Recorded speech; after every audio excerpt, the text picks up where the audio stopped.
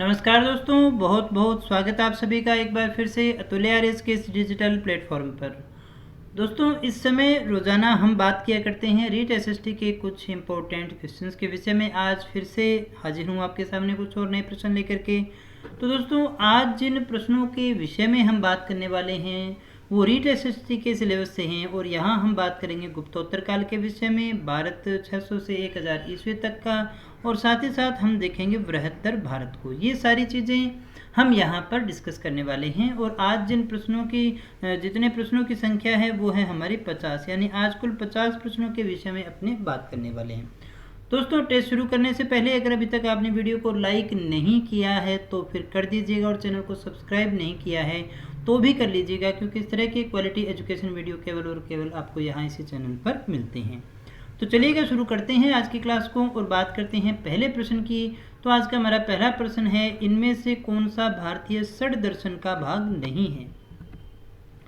इन चार ऑप्शन में से आपको बताना है कि कौन सा जो है वो षड दर्शन का भाग नहीं है।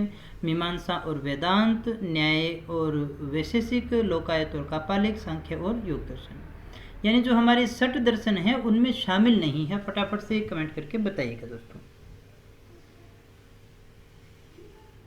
तो दोस्तों, सही आंसर हमारा वो है नंबर 3, लोकायत और कापालिक। ये जो है ये हमारे षट दर्शन में शामिल नहीं होता। बाकी मीमांसा है, वेदांत है, न्याय है, वैशेषिक है, सांख्य है, योग है, ये शामिल होते हैं। अद्वैत दर्शन के संस्थापक इनमें से कौन माने जाते हैं। शंकराचार्य है, रामानुजाचार्य है, मध्वाचार्य है, या फिर महात्मा बुद्ध है। अद्वैत दर्शन के संस्थापक कौन है दोस्तों। तो दोस्तों, हमारा सही आंसर चेक करिएगा, वो है नंबर 1, शंकराचार्य। तो अद्वैत दर्शन की अपने बात करें, याद रखिएगा बहुत बार ये परीक्षा में पूछा जाता है। तो अद्वैत दर्शन के प्रवर्तक या संस्थापक कौन माने जाते हैं दोस्तों। शंकराचार्य माने जाते हैं। अगला हमारा प्रश्न है, प्रच्छन्न बोध किसे कहा जाता है। इन चारों में से प्रच्छन्न बोध हम किसे कहते हैं। शंकर, कपिल, रामानुज और पतंजलि।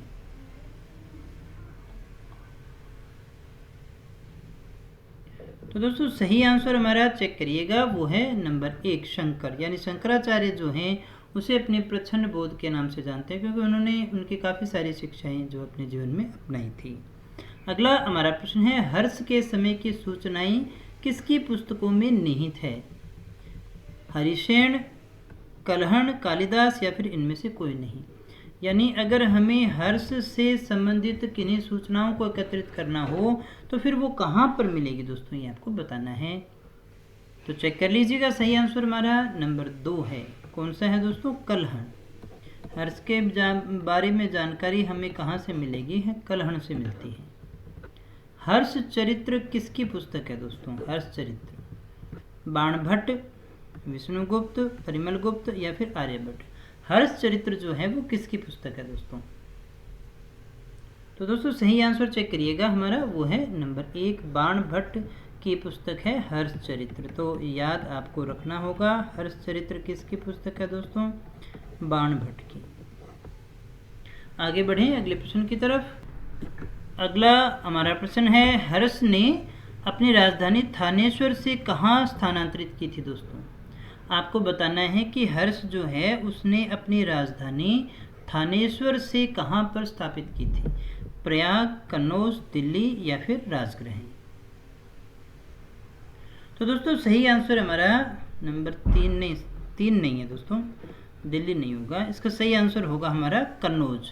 हर्ष ने अपनी राजधानी कहाँ स्थापित की थी, कन्नौज में स्थापित की थी दोस्तों।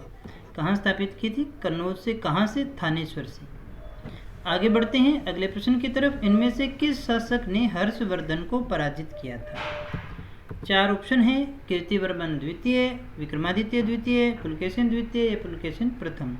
इनमें से कौन सा शासक है जिसने हर्षवर्धन को पराजित करने का कार्य किया था। फटाफट से कमेंट करके बताइएगा दोस्तों। तो दोस्तों, यहाँ हमारा सही आंसर है वो है नंबर 3, पुलकेशिन द्वितीय। इन्होंने हर्षवर्धन को पराजित किया था।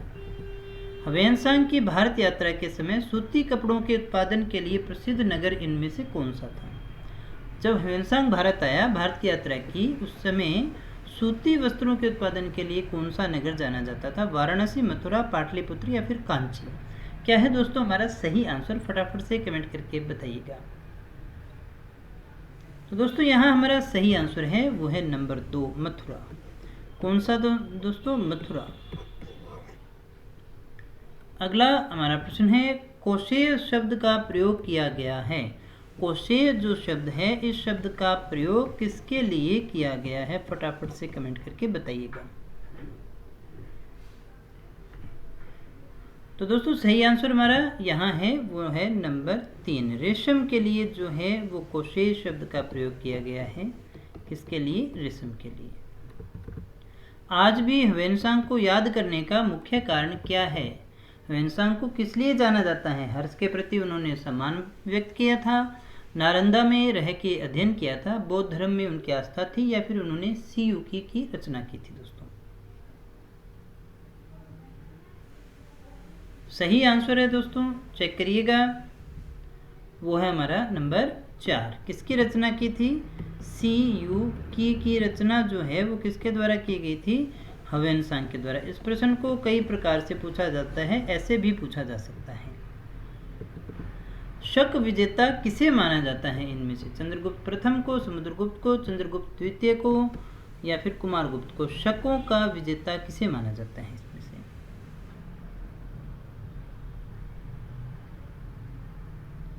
सही आंसर दोस्तों हमारा वो है नंबर 3, चंद्रगुप्त द्वितीय को। अगला हमारा प्रश्न है, चीनी लेखक भारत का उल्लेख किस नाम से करते थे? यानी चीनी जो लोग हैं वो भारत को क्या कहा करते थे, आपको बताना है। वो क्वाकी, यिंतु, सीयूकी या फिर सिकियापानो? सही आंसर है दोस्तों हमारा नंबर 2, यिंतु। किस नाम से पुकारते थे? यिंतु के नाम से पुकारते थे। अगला हमारा प्रश्न है, गुप्तोत्तर युग में प्रमुख व्यापारिक केंद्र कौन सा था? कन्नौज, उज्जैन, धार या फिर देवगिरी? गुप्तोत्तर युग में प्रमुख व्यापारिक केंद्र कौन सा था? क्या है हमारा सही आंसर? तो फ्रेंड्स सही आंसर हमारा नंबर 1 है, कन्नौज हुआ करता था। कौन सा हुआ करता था मुख्य केंद्र? कन्नौज हुआ करता था गुप्तोत्तर युग में।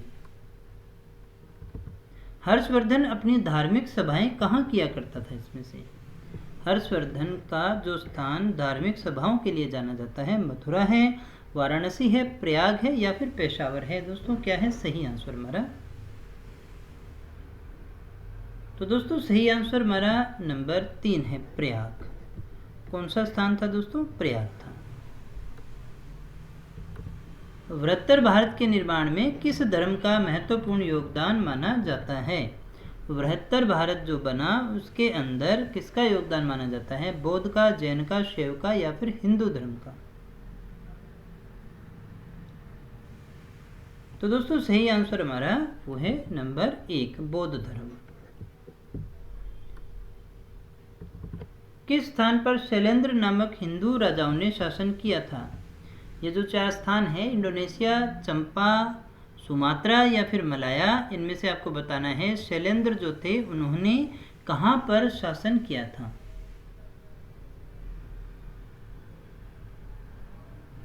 तो दोस्तों सही आंसर हमारा नंबर 4 है। कहाँ किया था दोस्तों? मलाया में किया था। आगे बढ़ें अगले प्रश्न की तरफ। हर्षवर्धन ने 606 ईस्वी में हर्ष संवत की स्थापना किस उपलक्ष्य में की थी? ये आपको बताना है। हर्ष संवत की स्थापना की 606 ईस्वी में की थी, किस उपलक्ष्य में की थी? कन्नौज पर अधिकार करने के उपलक्ष्य में, अपने राज्यारोहण के उपलक्ष्य में, पूर्वी भारत के विजय के उपलक्ष्य में या फिर सिंध विजय के उपलक्ष्य में? सही आंसर दोस्तों वो है नंबर 2, अपने राज्यारोहण के उपलक्ष्य में। हर्ष संवत की स्थापना किस उपलक्ष्य में की थी? राज्यारोहण के उपलक्ष्य में। सम्राट हर्षवर्धन ने 2 धार्मिक सम्मेलनों का आयोजन किया, किस स्थान पर किया था दोस्तों? प्रयाग तथा थानेश्वर, वल्लभी तथा प्रयाग, थानेश्वर तथा वल्लभी, कन्नौज तथा प्रयाग?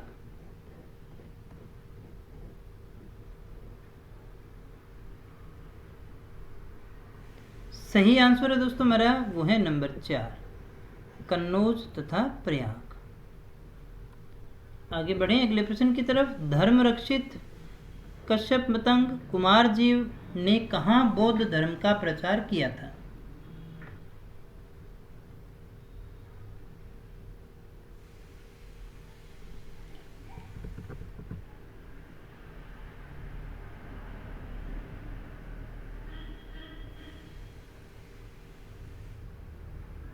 सही आंसर है दोस्तों हमारा नंबर 1, कहाँ किया था? चीन में प्रचार किया था। उस नदी का नाम बताइए जिस नदी के किनारे चालुक्य शासक पुलकेशिन द्वितीय ने हर्षवर्धन को हराया था। महानदी, ताप्ती, गोदावरी या फिर नर्मदा नदी, कौन सी है दोस्तों?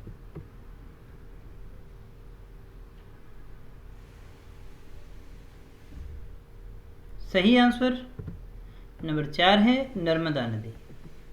नर्मदा नदी के किनारे चालुक्य शासक पुलकेशिन द्वितीय ने हर्षवर्धन को पराजित किया था।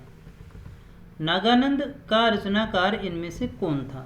प्रभाकर वर्धन, राज्यवर्धन, कनिष्क या फिर हर्षवर्धन। रचना है नागानंद और आपको बताना है कि इसके रचनाकार कौन थे। सही आंसर हमारा नंबर 4, कौन थे दोस्तों? हर्षवर्धन।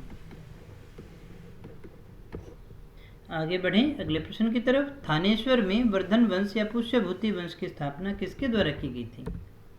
आदित्यवर्धन, हर्षवर्धन, पुष्यभूति वर्धन या फिर राज्यवर्धन।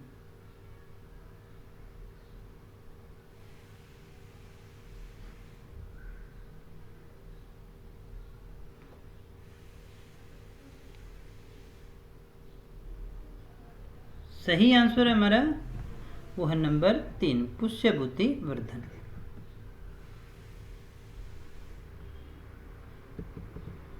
ह्वेनसांग ने किसे शिलादित्य कहा है? इनमें से शिलादित्य किसे कहा है? राज्यवर्धन, हर्षवर्धन, कनिष्क या फिर प्रभाकर वर्धन। शिलादित्य का नाम आता है। सही आंसर है दोस्तों हमारा वो है नंबर 2, हर्षवर्धन को कहा है। किसको कहा है? हर्षवर्धन को। हर्ष के शासनकाल में उत्तर भारत का सबसे महत्वपूर्ण शहर कौन सा था? हर्ष के शासनकाल में उत्तर भारत का सबसे महत्वपूर्ण शहर कौन सा था? थानेश्वर, उज्जैन, कन्नौज या फिर पाटलिपुत्र।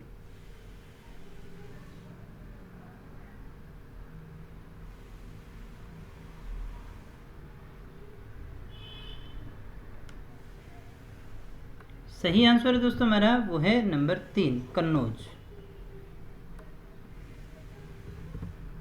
अग्रहार का अर्थ क्या हुआ करता था? धर्मनिरपेक्ष अधिकारियों को दिया जाने वाला भू अनुदान, सैनिक अधिकारियों को दिया जाने वाला भू अनुदान, इनमें से कोई नहीं, या फिर ब्राह्मणों को दिया जाने वाला कर मुक्त भूमि अनुदान।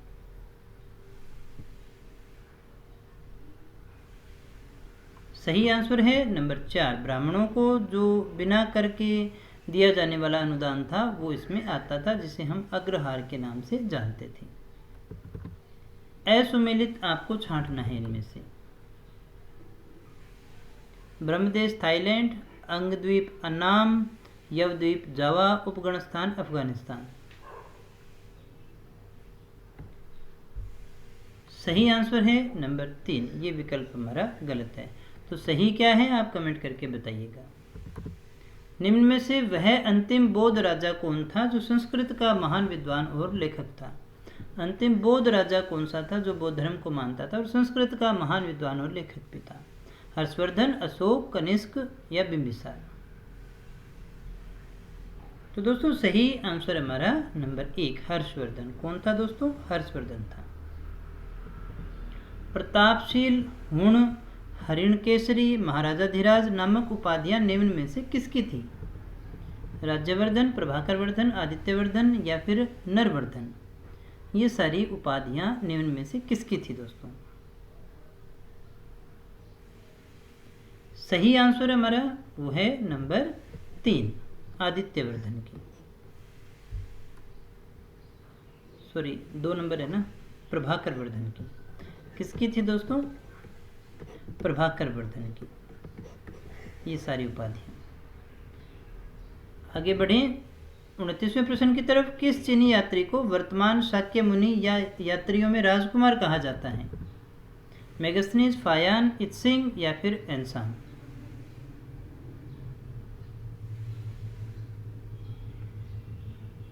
सही आंसर है नंबर 4, एंसान। चंपा में कितने संस्कृत अभिलेख मिले हैं? 50 से अधिक, 70 से अधिक, 150 से अधिक या फिर 100 से अधिक?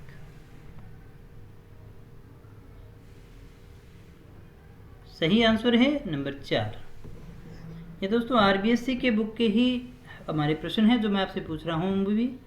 कम्यूज के कौन से नरेश ने कुल 325 छंदों के घार अभिलेखों की रचना की थी दोस्तों? जयवर्मन, यशोवर्मन, राजवर्मन या फिर बहुवर्मन?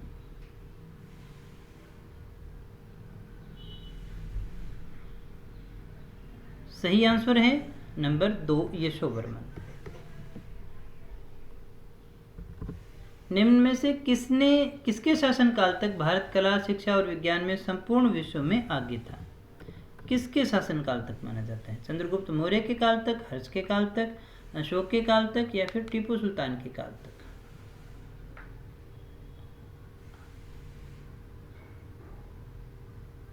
सही आंसर है हमारा नंबर 2, हर्ष के काल तक।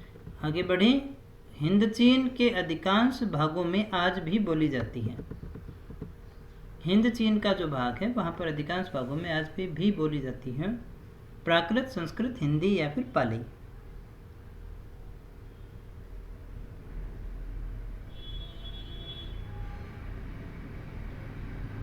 सही आंसर है दोस्तों हमारा नंबर 4, पाली। आगे बढ़ें अगले प्रश्न की तरफ। फायान के अनुसार जावा में कौन सा धर्म प्रचलित था? जावा में कौन सा धर्म था? बौद्ध, जैन, ब्राह्मण या फिर शाक्त?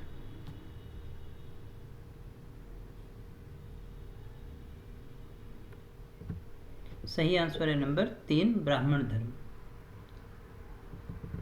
किस देश में बोधि वृक्ष की एक शाखा को काट कर लगाया गया था?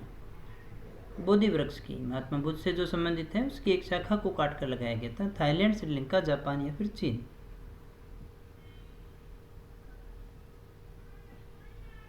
सही आंसर है नंबर 1, थाईलैंड।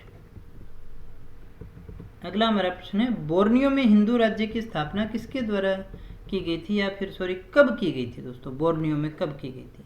4वीं सदी में, 3री सदी में, 6ठी में या फिर 5वीं में?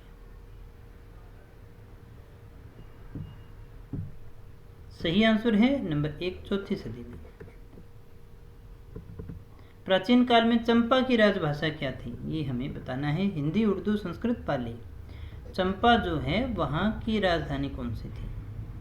राजभाषा कौन सी थी? राजभाषा यानी जो राज कार्य की जो भाषा होती है उसे हम राजभाषा कहते हैं। सही आंसर हमारा वो है नंबर 3। तो कौन सी भाषा थी दोस्तों? संस्कृत भाषा हुआ करती थी। अगला हमारा प्रश्न है अंकोर वाट का मंदिर बनवाया था? सूर्यवर्मा प्रथम ने, सूर्यवर्मा द्वितीय ने, यशोवर्मान प्रथम ने या फिर यशोवर्मा तृतीय ने?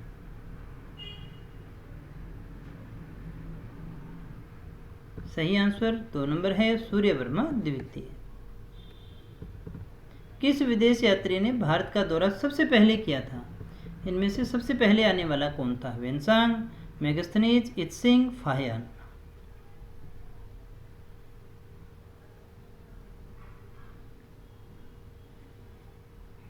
सही आंसर है दोस्तों हमारा वो है नंबर 2, मेगस्थनीज सबसे पहले आने वाला था। मूर देश का यात्री इब्न बतूता जो है वो किसके काल में भारत आया था? मोहम्मद बिन तुगलक, बाबर, अकबर, महमूद गजनवी? इब्न बतूता किसके काल में आया था?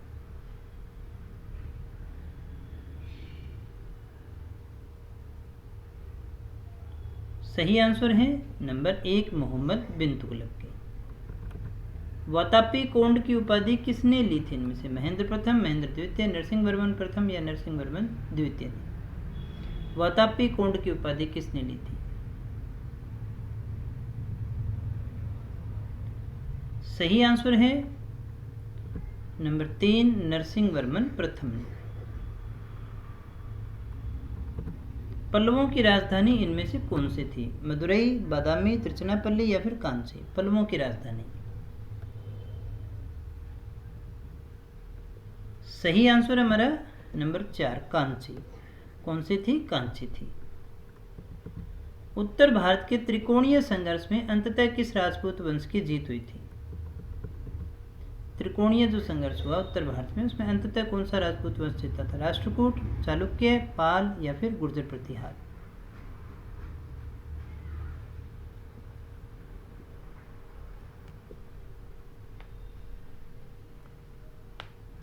सही आंसर हमारा वो है नंबर 4 गुर्जर प्रतिहार। कर्पूर मंजरी का लेखक राजशेखर किस शासक के दरबार को सुशोभित करता था? महेंद्रपाल प्रथम, कीर्तिवर्मा, भोज परमार या फिर धर्मपाल? कर्पूर मंजरी का लेखक राजशेखर के किस शासक के दरबार को सुशोभित करता था?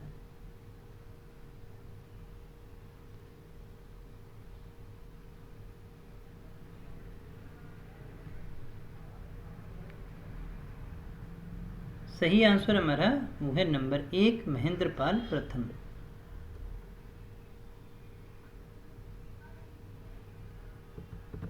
मुस्लिम आक्रमणकारियों के विरुद्ध हिंदू शासकों के पतन का मुख्य कारण क्या माना जाता है? जाति व्यवस्था का दोष, धार्मिक संघर्ष, राजनीतिक एकता का अभाव या फिर सेना की दुर्बलता?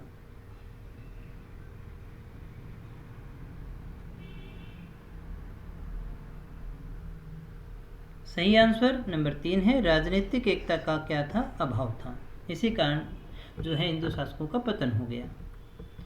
खजुराहो के विश्व प्रसिद्ध मंदिरों का निर्माण किसने करवाया था? प्रतिहारों ने, पुष्यभूतियों ने, चंदेलों ने या फिर तोमरों ने?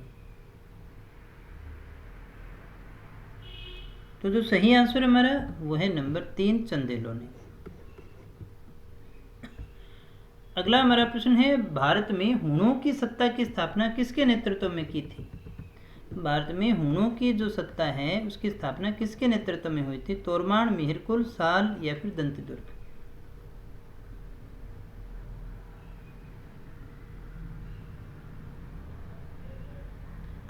सही आंसर है नंबर 1 तोरमाण।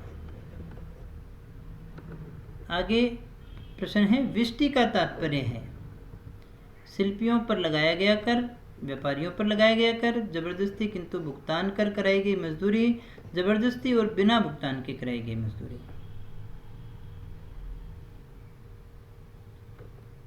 सही आंसर नंबर 4 जबरदस्ती और बिना भुगतान के कराई गई मजदूरी। इसको एक प्रकार से अपने देखें तो ये बेगार की तरह देख सकते हैं। गुप्तोत्तर काल में भूमि का स्वामित्व अंततः किसके पास में था? कृषक, ग्राम सभा, राजा या फिर संयुक्त परिवार?